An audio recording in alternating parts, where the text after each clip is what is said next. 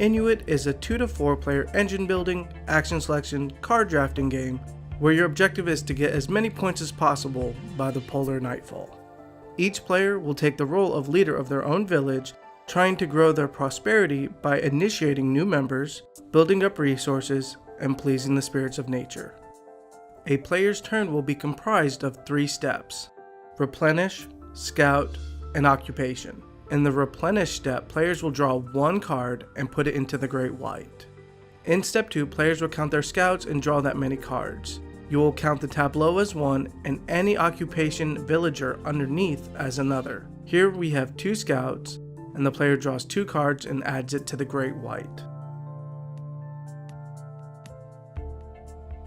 Step 3 is occupations. Players will choose 1 occupation or action and then proceed to carry out that action. Elders allow players to choose new villagers in the Great White and add it to their tableau. So if this player were to carry out the elder action, they would draw 2 villagers from the Great White and put it under 2 occupations. This increases the number of actions that can be taken per occupation. The shaman allows players to pick up rights and spirits. The right card effect that is listed below happens immediately once you pick it up, while the spirits affect your endgame points. The warrior action allows you to take any number of villagers equal to the number of warriors and put them face down within your tableau. These each act as 1 point each. The 3 hunter actions, whaler, bear hunter, and seal trapper, each allow you to hunt those animals within the Great White. Once the Polar Nightfall card has been revealed, the endgame begins. Play will continue until we get back to the first player, and the game is over. Count up all of your points in endgame conditions, and the one with the most points wins the game. So why should you consider Inuit the Snowfolk? Well, first, this game is a deceiving game. You may first look at it on the shelf or at an expo and go, well, this is just a card drafting game. It's not much different from other card drafting games. Well, that's untrue. This is actually an engine building game with card drafting and action selection as secondary mechanics to that engine building. Now, what you may ask, well, what is engine building and how does that make it different from other card drafting games, which are resource management? Well, engine building is where you're building up a certain engine that's running. So as you do certain actions, the more you have developed that engine, the more actions you can take. While resource management is you have a certain selection of resources that you're collecting that you're expending every time. So that's the 2 differences between a card drafting resource management game and a card drafting engine building game.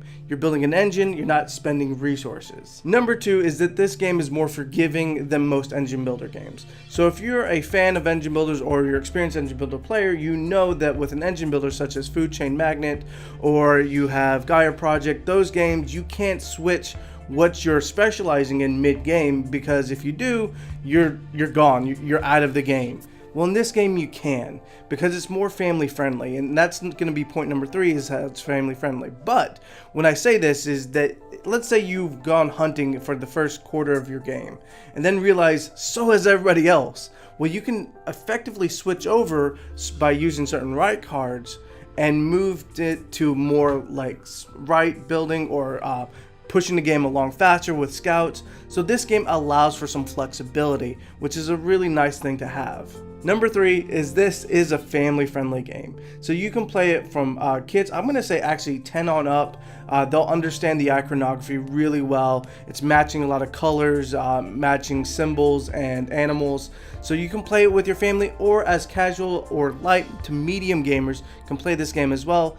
And if you want a more heavy experience, you can add the expansions in, which completely change the game, which will then change it from a family casual game to a more medium game. And number 4 is the artwork. This game has actually very functional artwork and a very unique artwork that makes quite a bit of a table presence. So initially you have your tableau, which is a line board that goes across the front of you. Once you start building your villages, you'll start noticing that there's a lot of different pastels and a mix of realism / post-impressionist art on the people, as well as more classical art on the cards that go above your tableau to signify, first off, a difference between village and resources, as well as what is more whimsical and spiritual versus what is real. So it's very unique in the way that they've functioned the art to work with the game and the theme. So if you like what you see here, make sure to check out this game on Board & Dice's website. You can also check it out at retail stores coming soon, as well as if you're going to be at the UK Gaming Expo or at Origins, you can pick it up right at Board & Dice's table. Guys, I'll see you next time.